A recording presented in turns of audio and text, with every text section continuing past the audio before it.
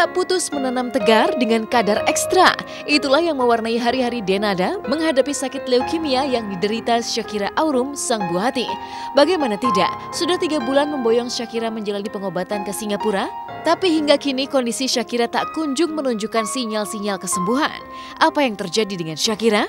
Entahlah, yang jelas Denada yang pekan ini kembali pulang ke Indonesia untuk mengais rezeki menimba biaya pengobatan Shakira mengutas bahwa kini gadis cilik tersebut sedang menjalani periode terapi intensif yang membuat tubuh Shakira kecil konon semakin ringkih karena sering diguncang dampak kemoterapi yang menyakitkan. Sekarang ini masih di dalam periode dia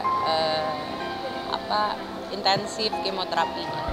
Tapi ya setiap kali saya ada pekerjaan, saya harus bekerja, saya harus kembali ke sini, ya saya kembali ke sini gitu. Ya efek samping dari kemoterapi yang paling umum adalah dia mual muntah-muntah gitu, dan walaupun sudah dikasih obat yang paling kuat pun, istilahnya bukan yang paling kuat tapi yang lebih kuat, terus dinaikin lagi dosisnya, dia tetap muntah-muntah gitu. Dan yang tadi saya juga cerita di dalam adalah Masya Allahnya Shakira ini sekarang ini dia sudah lebih dewasa gitu. Dia tiba-tiba menjadi seorang anak yang sangat amat dewasa. Dia seperti berusaha untuk menenangkan kita, udah mulai bisa paham menenangkan kita yang ada di sekelilingnya gitu. Walaupun kita tahu kita sendiri yang udah dewasa, kita tahu rasanya kita muntah sekali, apa sih rasanya nggak enak banget.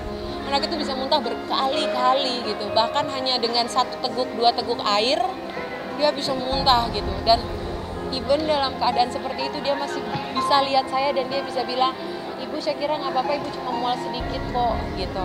Dia bisa bilang seperti itu.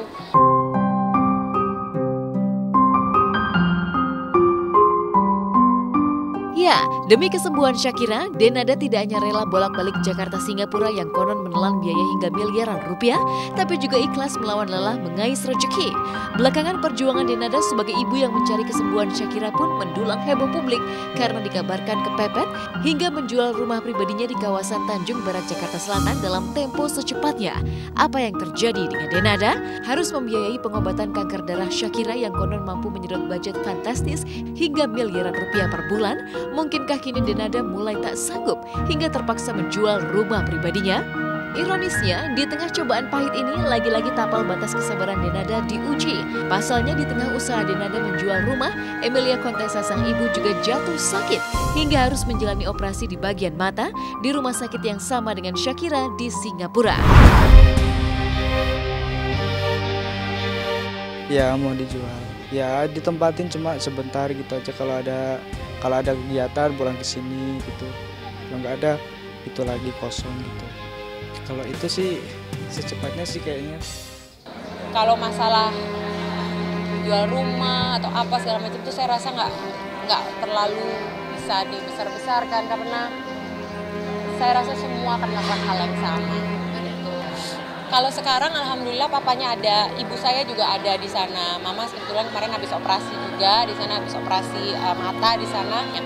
Walaupun saya lari-lari antar lantai ke lantai 11 nemenin ibu saya operasi, begitu saya lihat oh ibu saya udah mulai tenang bisa ditinggal, saya temenin lagi turun lagi ke lantai 9 nemenin Shakira kemo.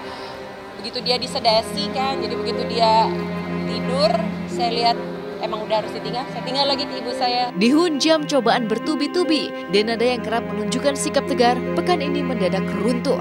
Mengakui bahwa dirinya mengalami stres dan kehilangan nafsu makan, Denada pun mencurahkan isi hatinya yang menangis karena bisa melewati hari demi hari berjuang bersama Shakira melawan sakitnya proses pengobatan leukemia.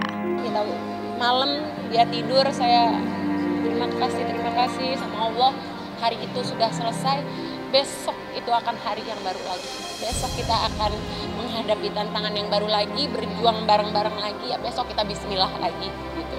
Yang penting hari ini kita lewati dulu apapun itu.